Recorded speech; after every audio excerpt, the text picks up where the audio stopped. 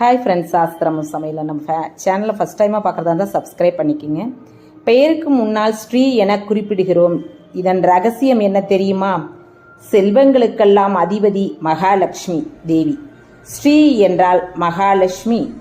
அந்த மகாலட்சுமி குடியிருக்கும் மார்பை பெற்றதனால்தான் பெருமாளுக்கு ஸ்ரீனிவாசன் என்ற பெயரே வந்தது. தமிழில் ஸ்ரீயை திரு என குறிப்பிடுவார். திரு என்றால் திருமாலாகிய லக்ஷ்மி தேவியை குறிக்கும்.